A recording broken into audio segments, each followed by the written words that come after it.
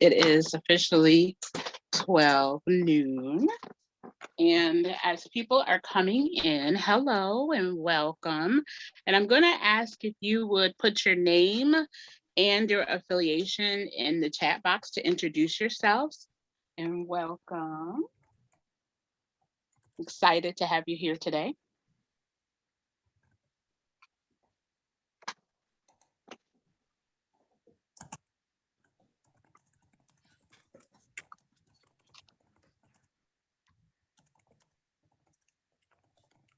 Welcome, Sarah Stewart from We Act. Excellent. Excellent.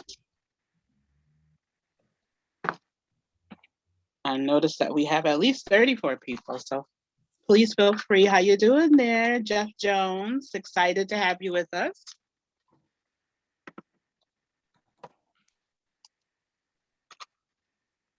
Good morning, Baba Ing from Prisoners Are People.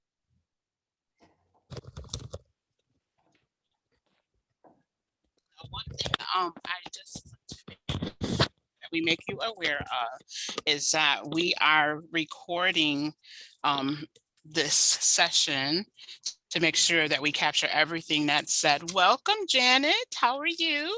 From We Act, and Mary Barbara from the Environmental Defense Fund. So I just want to make sure that we make you aware that we are recording this. And if you have questions, we've created a Q&A section to make it easier. So as we go throughout, because, you know, this is an hour that we have and we want to be most productive. So make sure that if you have any questions that you put them in the Q&A part, but continue to introduce yourselves in the chat. Wonderful.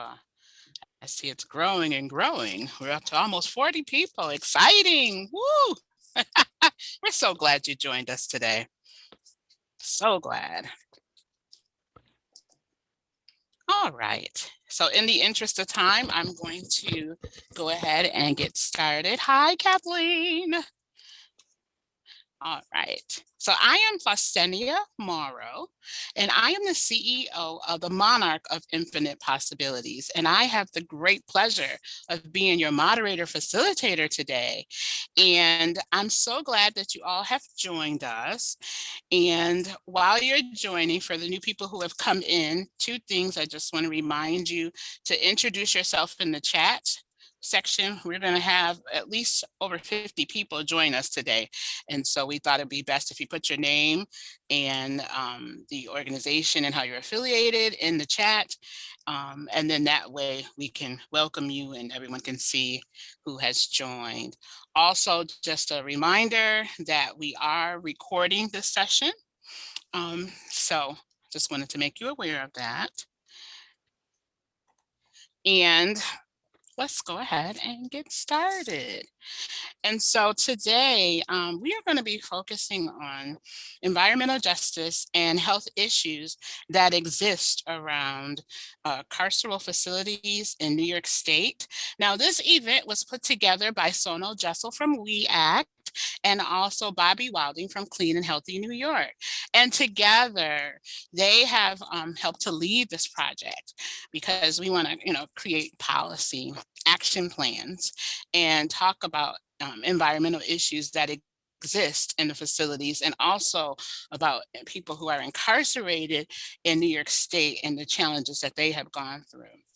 And so we did this with 2 roundtable meetings that were very riveting and very exciting to pull people together from all over the state. The purpose of this project is that we want to set policy recommendations for the environment and criminal justice advocates. And so this is a unique opportunity that we have to bring together environmentalists and people from prison reform groups and organizations.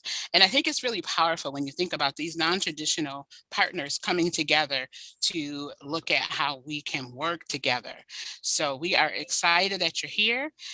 And also, one thing I want you to keep in mind is that basically, this is a resource that we're hoping that you'll be able to use. Today is about hearing about the report and everything that was discussed in those meetings. It's been compiled together, and now we're sharing with you. Hopefully, you've had a chance to read the report. You've had a chance to make recommendations of things that you want to add or that you want to see taken away. And we really are looking to you to hear your thoughts so that we can move forward, because there's no need to recreate the wheel, correct? So it's about looking at how we can move forward together, especially when you talk about environmental groups and looking at ways to add these issues to the work that they're already doing. So for this hour, we're going to basically talk about the roadmap that was put together. We're going to listen for your feedback because we want to hear from you. And then we're going to talk about these goals and move forward. So now, in just a moment, Sonal and Bobby will talk about the process that we went through. And from there, I see that Brother Justice has joined us right on time. From there, we're going to break into groups and talk about, in groups of two, to talk about how you feel about what you've heard. Now, to get us going and to get going forward, we are excited because we have a brother who is joining us, Brother Justice. He is going to be speaking about his experiences and experiences that he's heard about with environmental hazards in the prison system. And with that, I see that he has joined. Brother Justice, Minister Justice, can you hear us? Yes, I'm trying to. I can hear you guys, but I can't see you. I'm trying to. I'm all over the place with this phone right now. I'm at work, and it's a real loud environment, though. Okay. Well, we can hear you perfectly. I saw you when you were coming in, and so we can hear you very well. So okay. You want me to try and sign back in with where I can see you guys, or y'all can see me? We can hear you fine. So if you want to go ahead and share, and then you can come back in. Okay. Okay. Yes. I hold on. Let me put you on speaker so I can hear you guys better. Okay. Can y'all still hear me? Yep. Yes. We hear you loud and clear. Okay.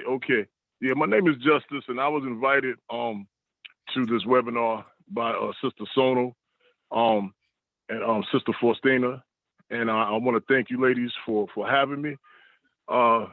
Just briefly, because I'm actually at work, I want to share one of the vivid stories that I can clearly, like I said, vivid, remember from 1994. It was around August. It was between August and September of 1994, and I had been transferred to Katsaki Correctional Facility from Great Meadow, Comstock, and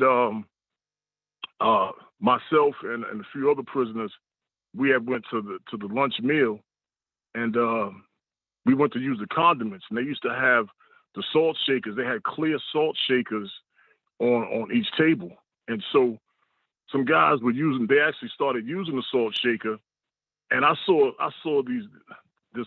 It looked like brown rice at first on the bottom of the salt shaker before I used it, and so I turned it upside down and I opened it, and come to find out it was rat feces.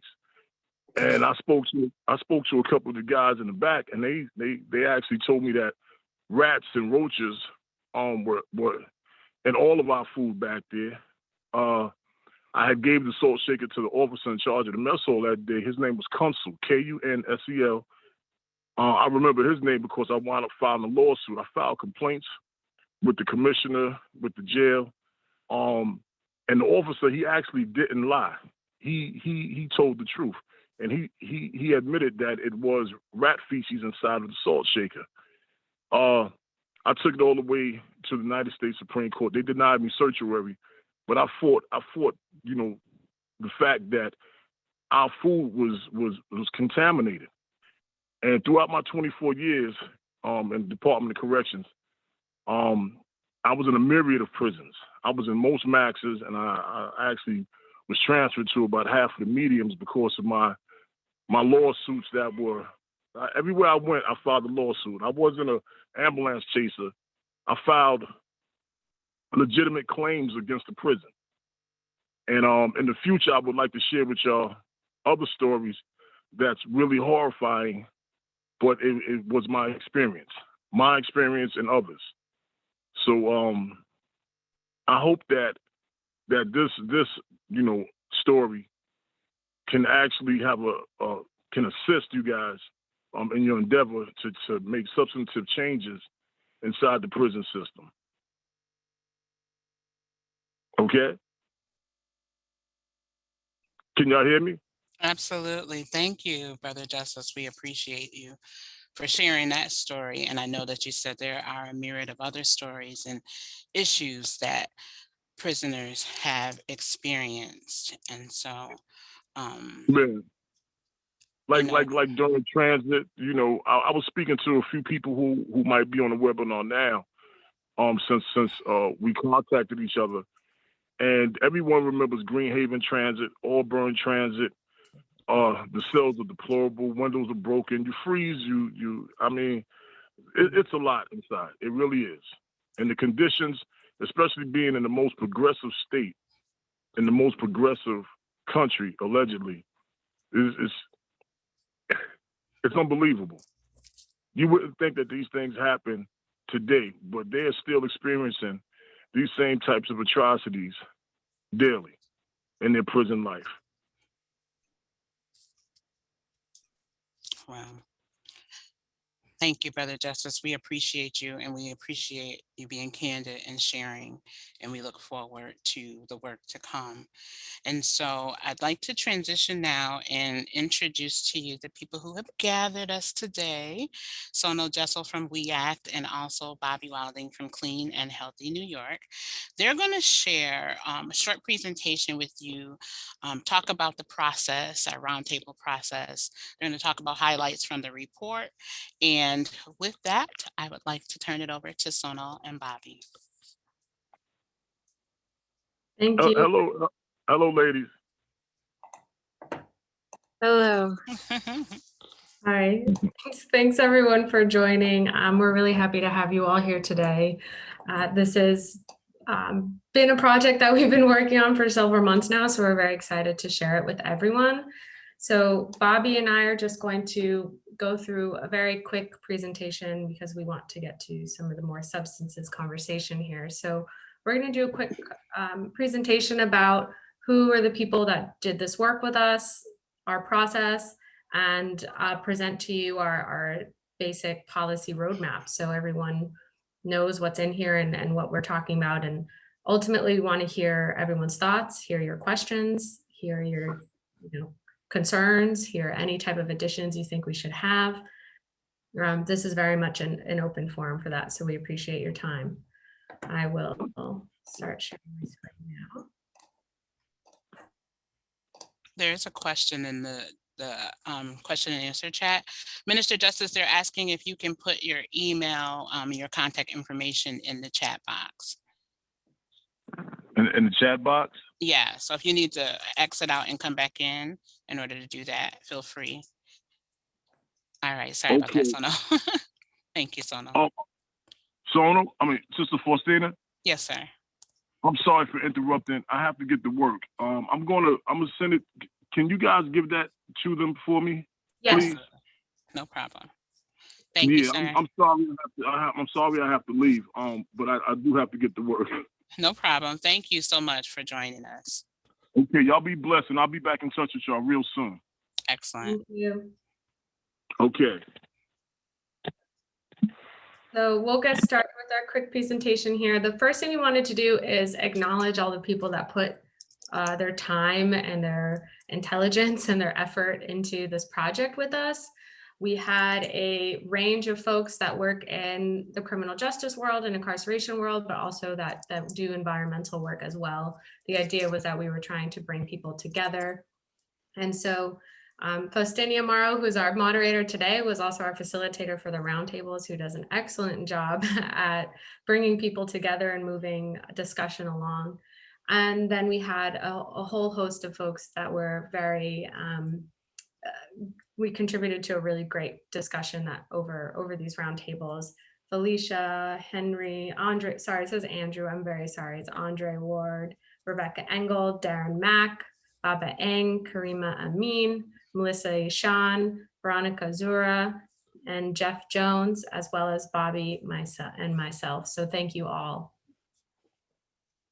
So we wanted to start with sort of the issues that are facing people in prisons and jails across New York State. And so we had a conversation where we brought up to the fore a number of the things that are of concern. So those include things like water and food insecurity, and certainly the story that we just heard from Minister Justice is deeply troubling and illustrates that, thinking about the way in which the prisons and jails are actually unhealthy housing with mold, lead issues, pests, asbestos, and a number of other concerns. Forced labor, including hazardous work and exposure to toxic chemicals. The way in which power outages can cause extreme thermal discomfort, so either too hot or too cold with no ability to change that, and an increasing impact from extreme weather events, and the climate crisis that's also impacting that and other issues. And also then the siting of prisons and jails on or adjacent to toxic facilities. And, you know, really thinking about how the intersection of these environmental injustices layered onto mass incarceration is of critical concern.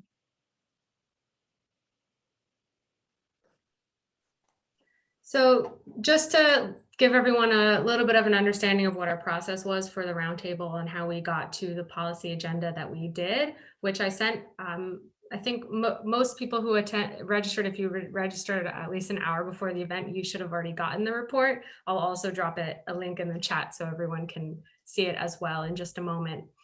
But we held 2 roundtables in the spring. We did a good amount of outreach to get as many people as we could as possible to come join us and to contribute their thoughts and expertise on where this intersection is and how we can really align our movement work and our advocacy work on issues that we see that are facing people who are incarcerated in carceral facilities in general. And so in these 2 roundtables, we engaged in a lot of different facilitated discussion around what are these major sort of overarching frameworks that we're working under? What are the big systematic shifts that we want to see?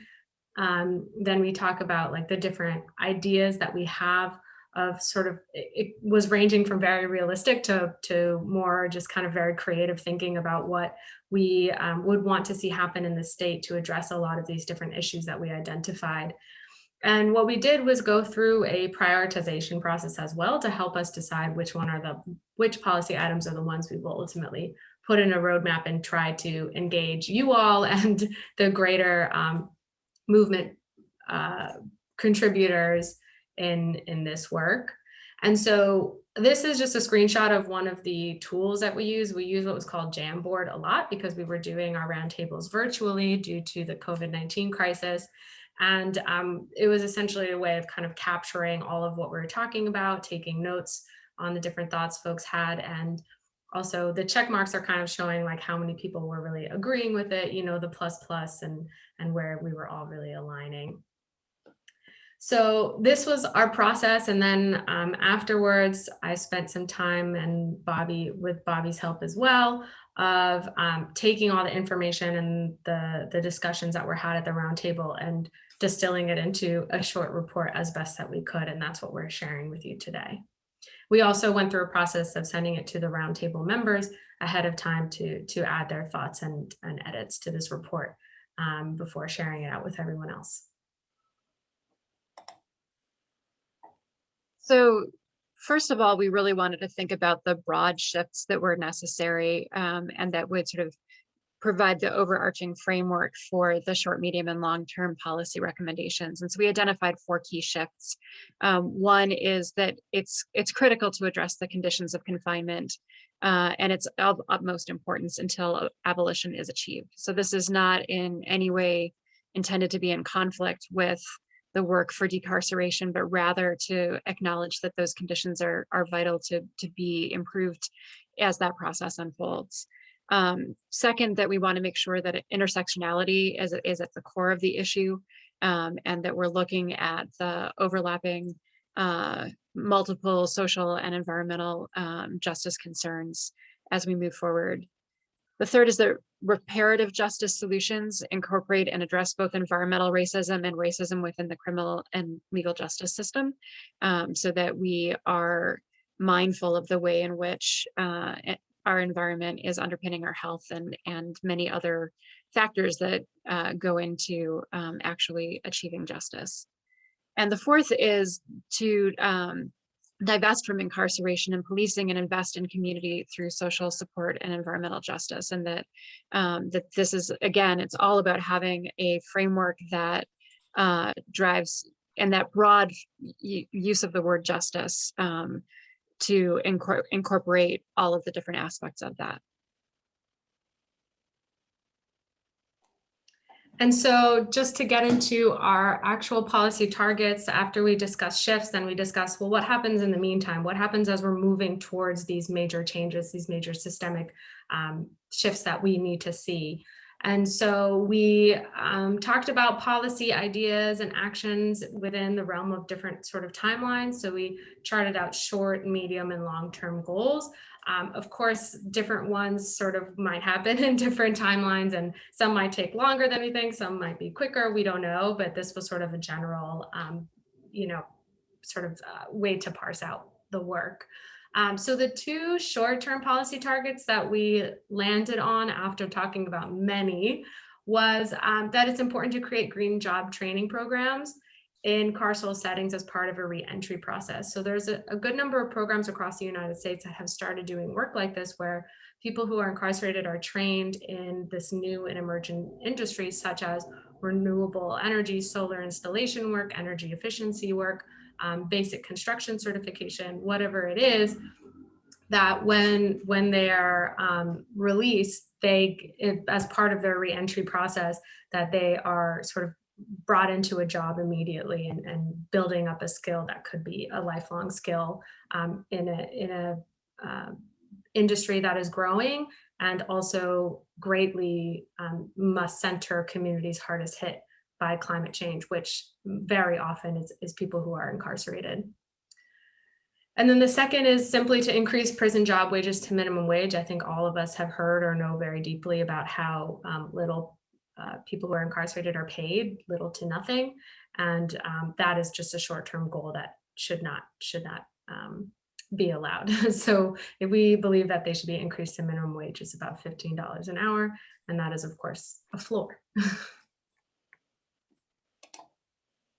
So thinking a little bit further out, there's work ongoing to turn Rikers Island into a renewable infrastructure hub for communities as it's being decommissioned. And so that's a goal to make that to turn it from a carceral setting into one that's positive change for communities. The second is to establish a process for regular inspection of existing facilities for environmentally hazardous conditions.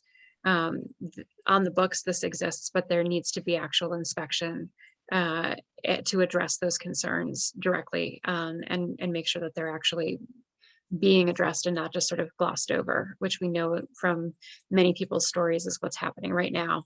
And third, we want to create an oversight committee of community members and formerly incarcerated people to further map out how the prisons and jail settings are maintained, and how incarcerated people's health is protected while they're there.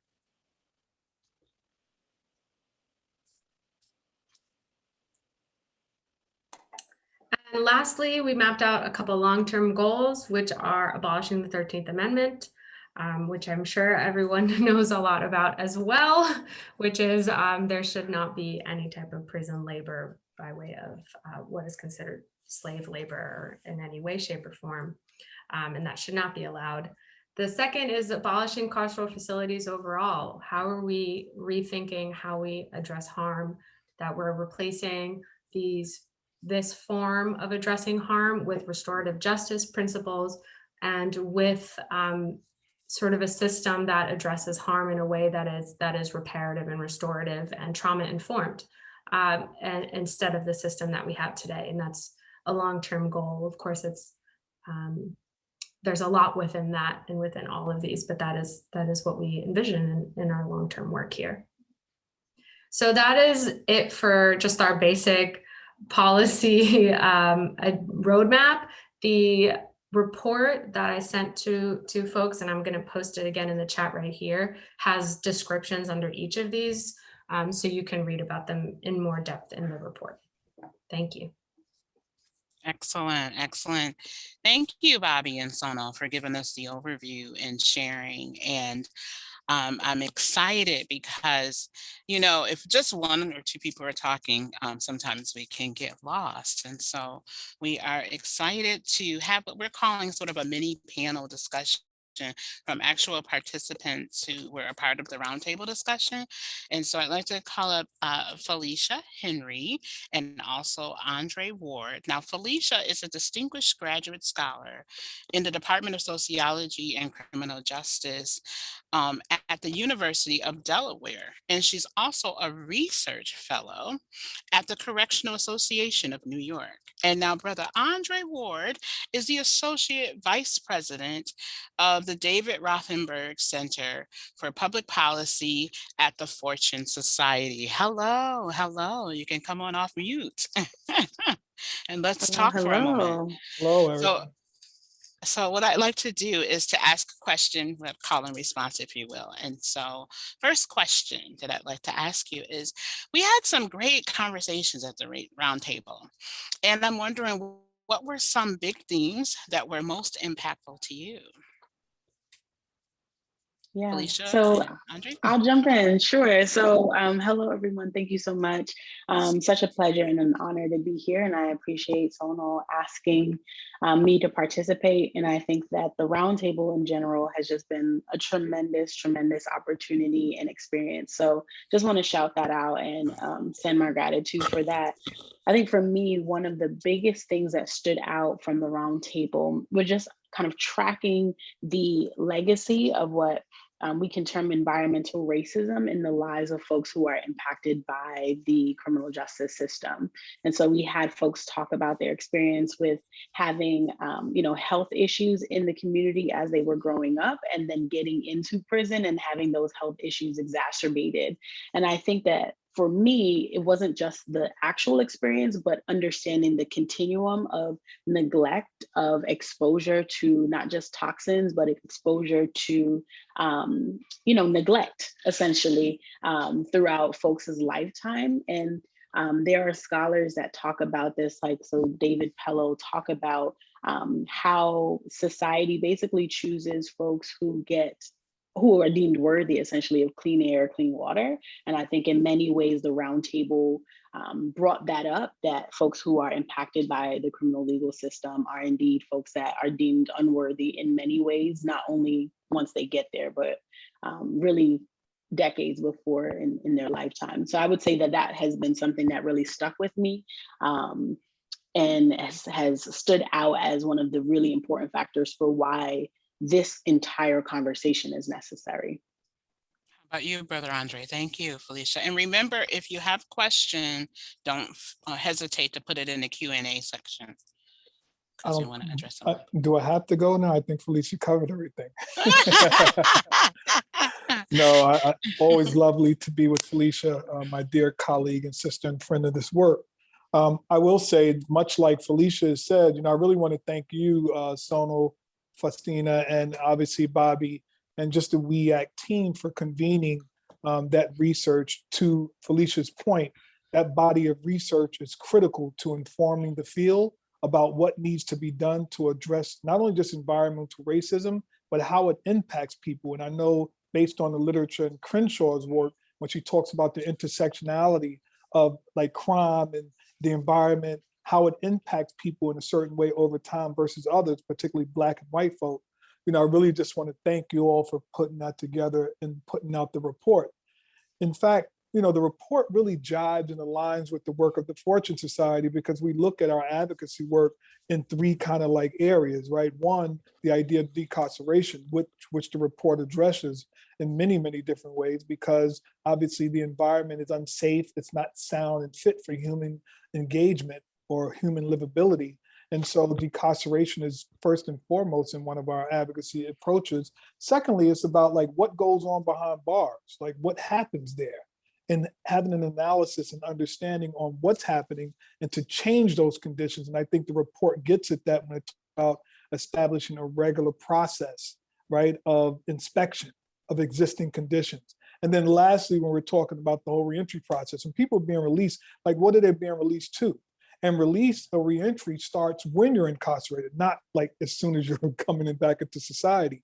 And putting the right programmatic elements in place that allows for people to access industry recognized credentials and other credentials that positions them to go into the world to access employment opportunities is what it's all about. So I think that because of this report and because of what was convened jives so much of what Fortune focuses on in terms of our policy and advocacy work, I think it's just timely.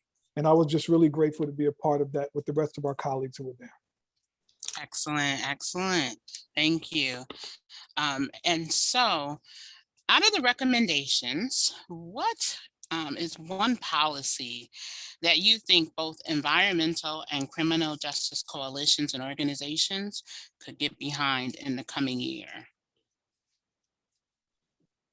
Yeah, so I'm going to cheat a little bit and do two. But I think they kind of go together. So one, I would say this kind of creation of an oversight committee, and two, this process of regular inspection.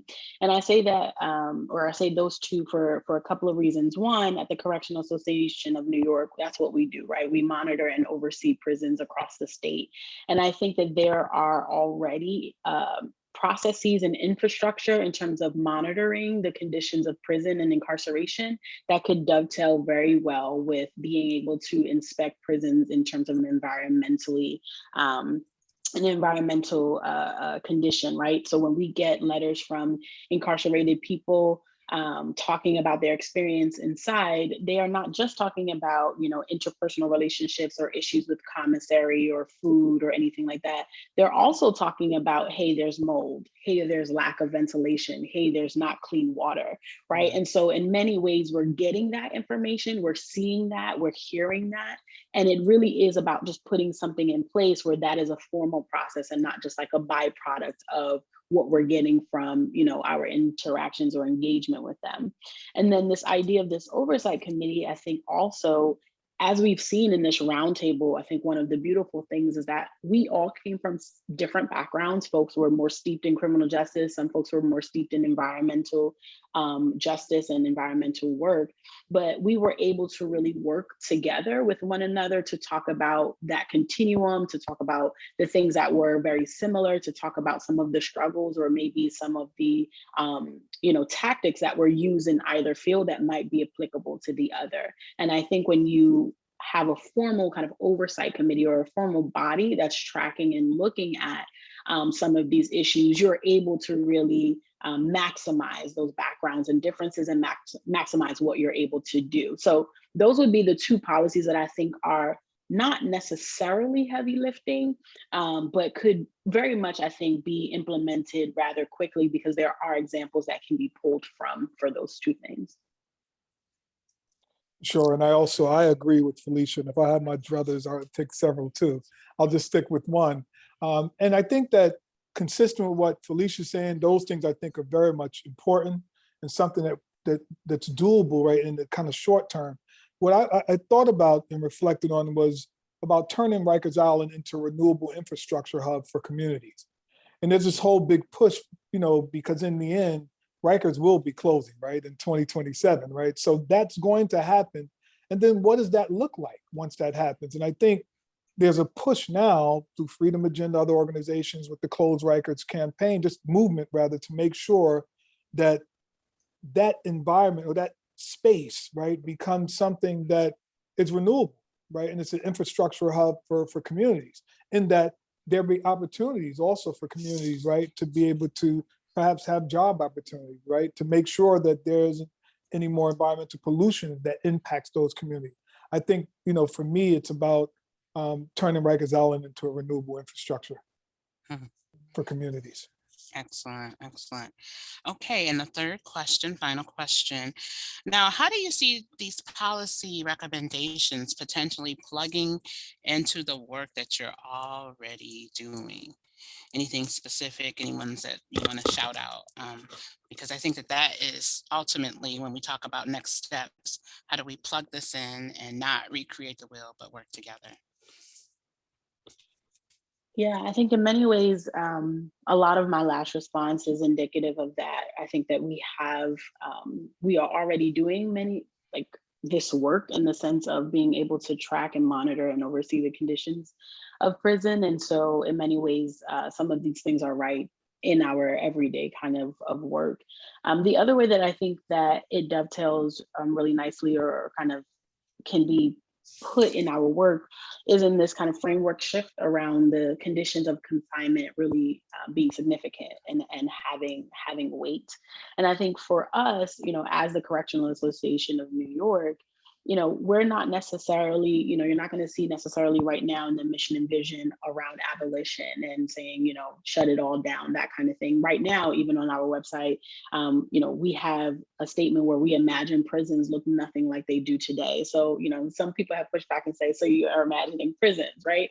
But at this moment, really understanding that our bread and butter right now is that thinking about the conditions of confinement, is working towards decarceration on the path to abolition. And so I think it's really important to understand where organizations sit in the ecosystem. And I think for CANI, really understanding, okay, as a monitoring and oversight agency, what are ways that we can amplify both the experience of incarcerated people and the experience of incarceration in order to achieve not only decarceration, but also achieve abolition. And so I think that for us, it really dovetails well with, we can put some of these things in place and or are already have some of these things in place by understanding that the conditions of confinement also matter. And there is a need for not just organizations, but the general public to know what is happening inside to then be able to do the proper advocacy, whether it's decarceration or abolition, and I don't think that they are,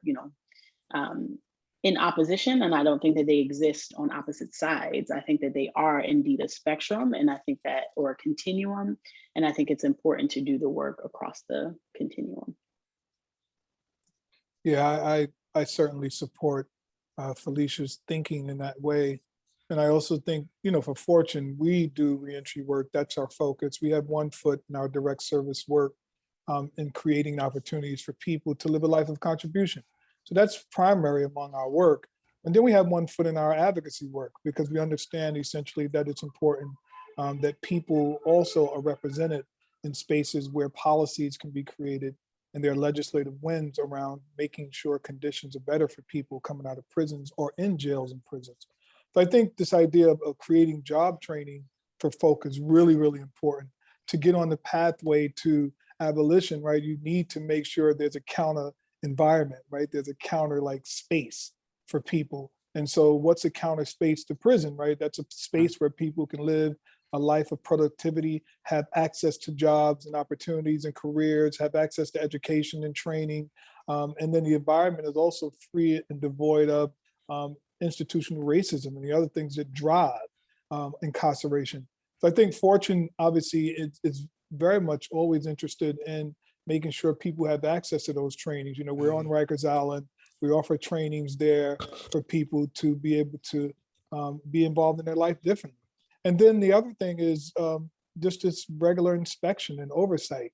Like we think that's key and that's critical, right? When the Board of Corrections has their hearings, Fortune is typically present at those hearings, oftentimes raising issues at those hearings where the public is typically involved, because we know that there has to be accountability, right, for people's actions. And if there's neglect, as Felicia mentioned, if there's abuse even, that has to be addressed because people are human beings who are in prisons and jails and they should be treated accordingly. Even with COVID-19 now, right, which is a major thing behind jails and prisons, there's still real challenges there. And so we have to continue to monitor that, hold people accountable to that, to make sure people are treated humanely. Excellent, excellent. Well, I know that we could continue this discussion well into the next hour, but being conscious of the time, what I would love to do, because we want to open it up and have an open dialogue, if you will. So I'm inviting Bobby and Sona to join this discussion, and as we transition to the next step. And we were going to break you up into groups, but we're going to bypass that in the interest of time. And I noticed excellently there are at least 6 questions here. So one of the first questions that someone asked is if you could share the difference between decarceration and abolition. Anybody who wants to take that? I don't know, Felicia, you want to go? It's fine with me. I'm happy to follow your lead.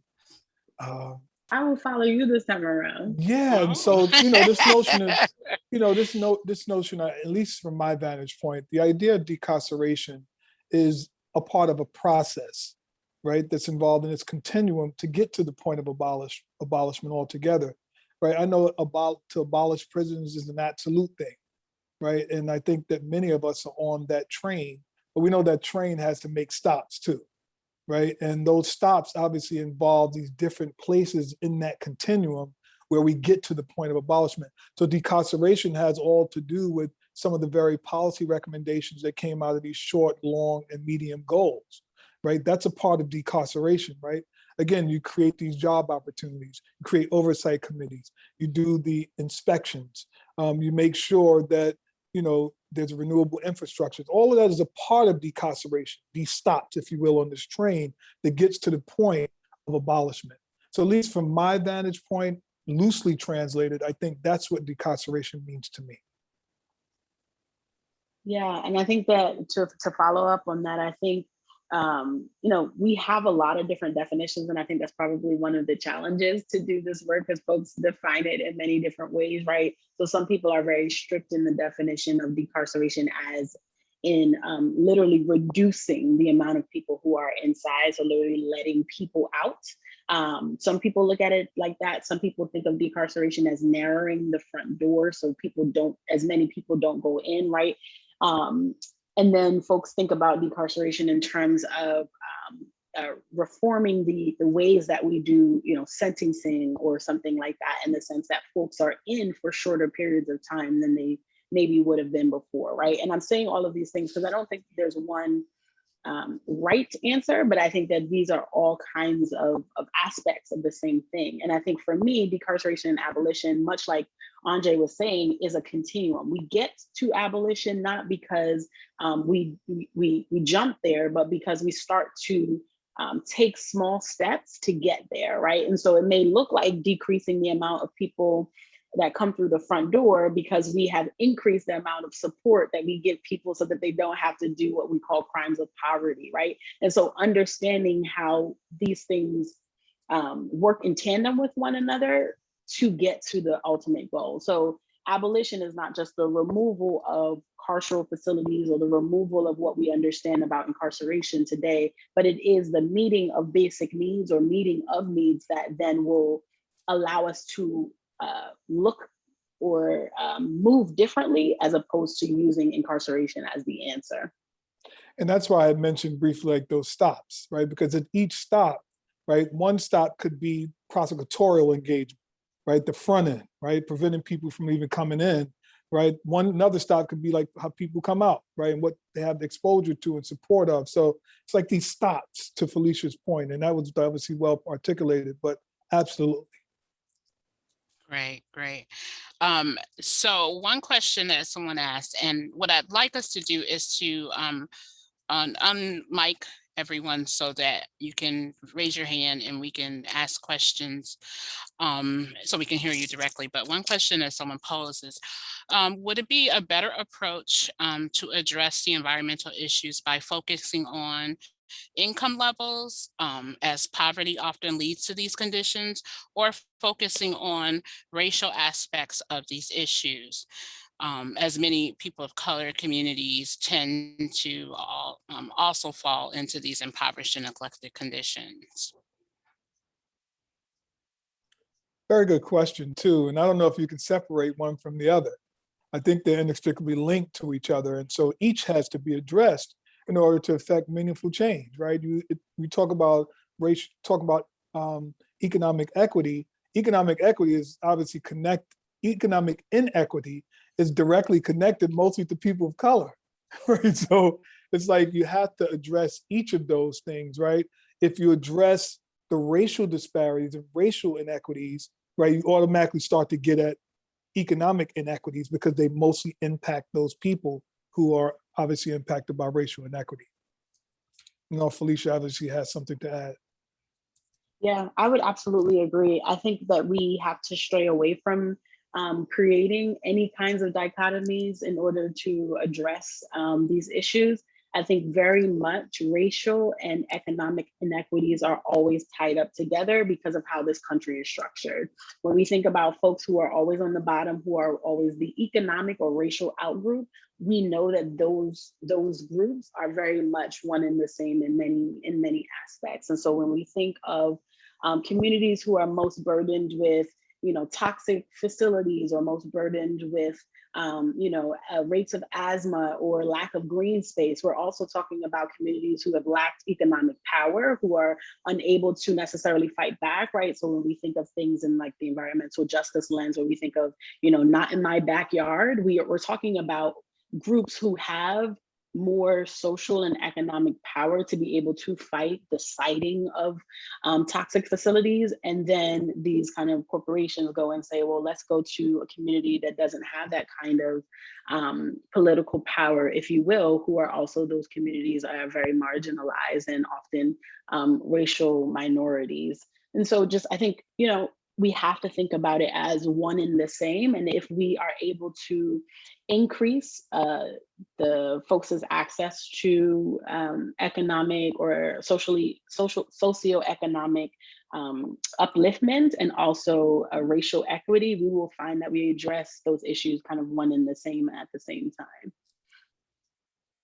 Yeah, and I'll say again briefly, right? Again, it's about developing power, right? It's about developing social economic power in many ways. And the only way that you can have power is if you're in power, right? So the idea is to begin to empower our communities with the resources and knowledge and information so they can leverage their power in a way to prevent like toxicity enter into their communities, et cetera, through like whether it be trucks, et cetera, passing through their communities, like in the South Bronx, for example. A lot of trucks come through, and as a result, there are high rates of asthma and other things because of that. So I think, again, it's about really making sure people have power, and to do that, you have to empower them. Thank you. Okay, so I want to open it up, and I see lots and lots of questions, which is exciting. So I'm going to butcher your name, and forgive me, but Celeste, oh boy, Spolar. We saw that you raised your hand. Go ahead and ask your question. Unmute yourself. Can you hear me? Very lightly. Can you? I try to speak louder. I'm sorry for my English. I'm Italian, so I try my best. I just want to ask if you know any organization that speak about this link between environmental ties and the prison system in Europe, or if you know any information about the situation in Europe. Thank you.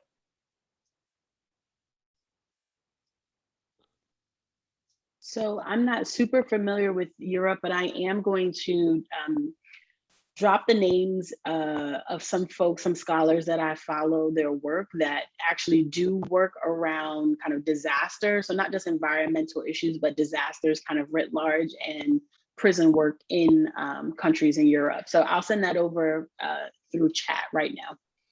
Thank you. Yeah, I don't have any, and obviously I think, Felicia's resources could be helpful. Just do know that in some areas in Europe, right, their whole approach to prison is entirely different than the United States, right? Just their whole approach. Some like really innovative in some models that America could follow in many ways that we could look at. So, yeah. Right. Thank you.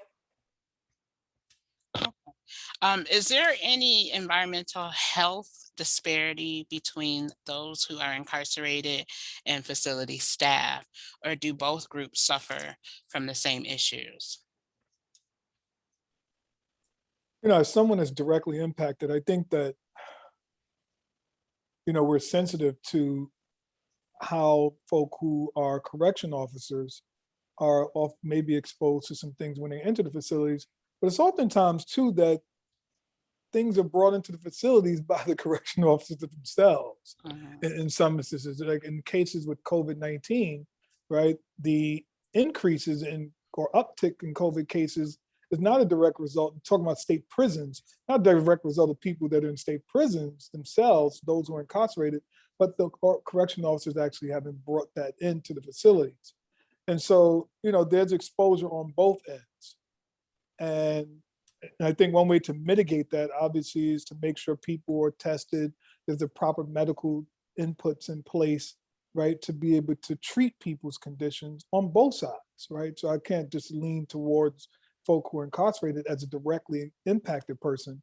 I think on both sides, but it has to be the right kind of medical support.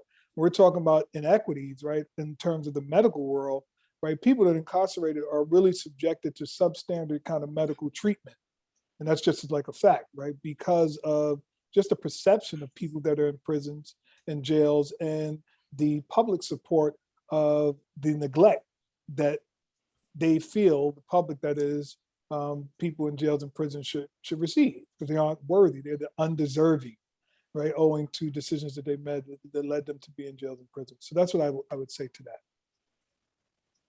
I would can I just jump in for a second? I Sure. would say that when you think about the conditions that we were talking about, things like mold, temperature extremes, other, the food situations, even when some of the people who work in the prisons are exposed to those, they're still leaving and going home. So if they're, this is a situation where you're talking about people who, by design are in that setting years on end, without any reprieve. So I think the impact is very different. There was a study that found that for every year of incarceration, a person loses 2 years of their life.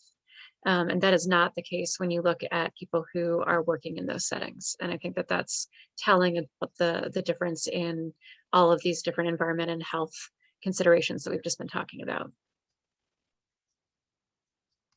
Okay.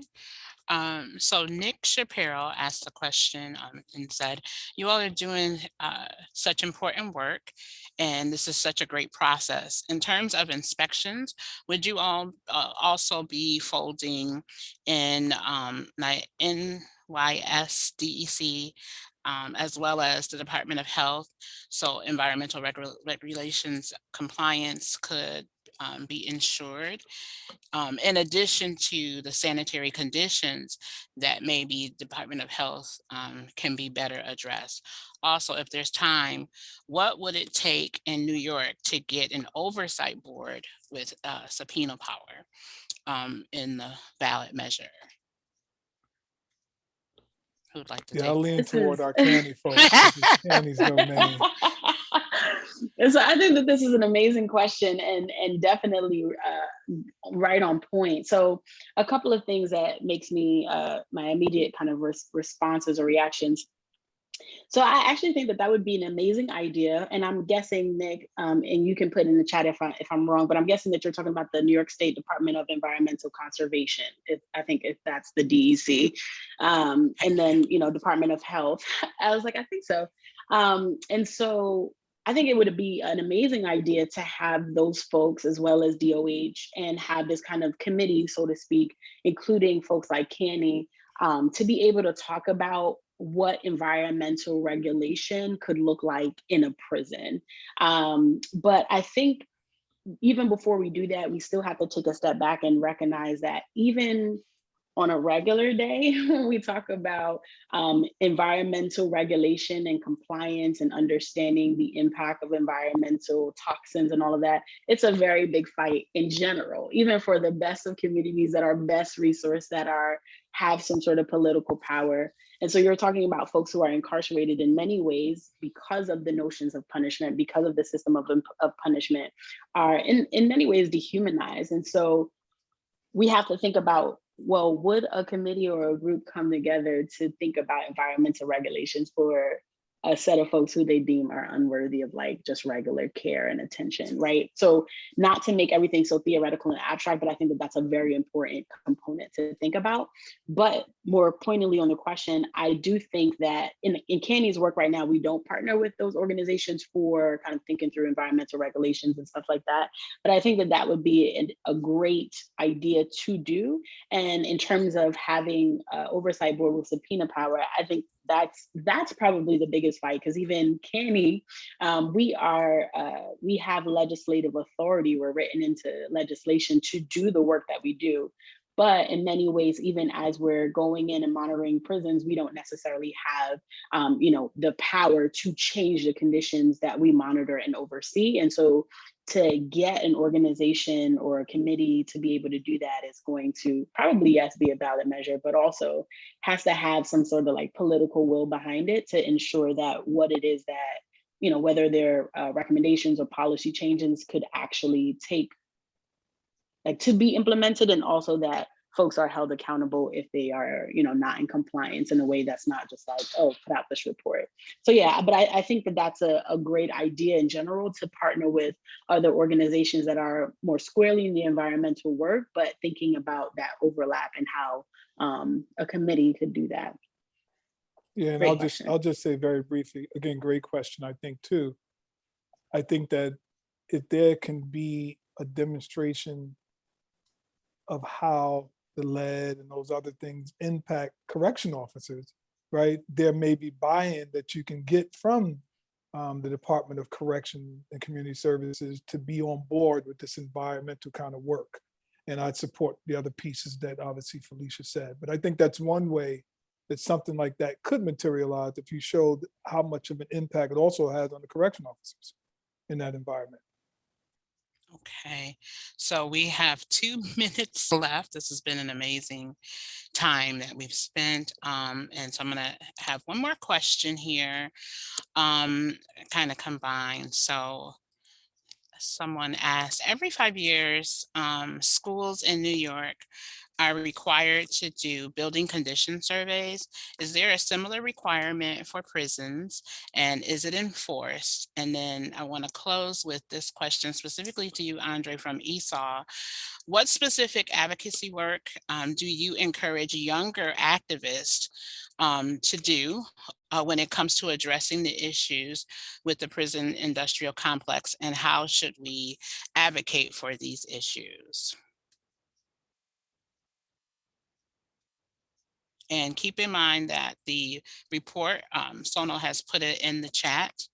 By the way, all the questions, this has been recorded, so they're going to hold on to all the questions that have been asked, and we'll be able to refer to them, and it'll be included in the final. Yeah, I don't know, Felicia, if you want to take the first part, then I can answer. We said Esau is the person's name? Question asked about the younger activists. Yeah, once Felicia responds, then I'll follow up with at least a response about our younger people. Yeah, so to my knowledge, I don't know that there is a similar requirement. That would be something that I would have to go look and see if that's a thing. But Jeff, I think I have your contact information, so I can certainly reach out if I find that answer. And in terms of Esau's question, I think our younger generation is one of our most fiercest generations ever.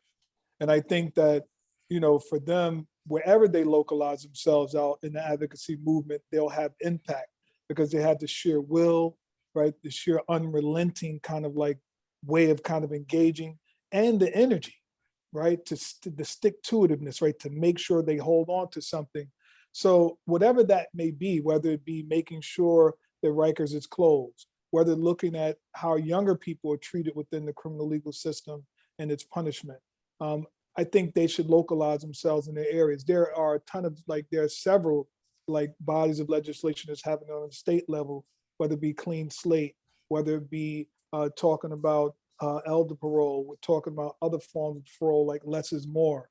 When we're talking about other legislation, like right now, there is reentry from the inside out legislation that Fortune is leading, wherein people would get access to resources before they're released, like identification, all those other kind of things. And so there are many different things that our younger people can get in to, right, that can affect meaningful systems change. And Esau, if you want to get in contact with me, happy to do so. My email address is award, like you received an award, Esau, and I'm sure you received an award like others on this call. So it's award@fortunesociety.org. So happy to talk with you further. Thank you so much, Andre, Felicia. We really appreciate this time. Thank you for everyone who's asked a question. And please, if you haven't already, put your information in the chat. In closing, because we want to be respectful of your time, we want this report and the information that comes out to be a roadmap that everyone uses, that coalitions in the environment, if you haven't incorporated this work, we want you to do so and to add it to your agenda. And the criminal justice groups, we want you to, hopefully this will help to expand the agendas and the work that you're doing to add to the scope. We want this report to be a resource and really shared across all movements.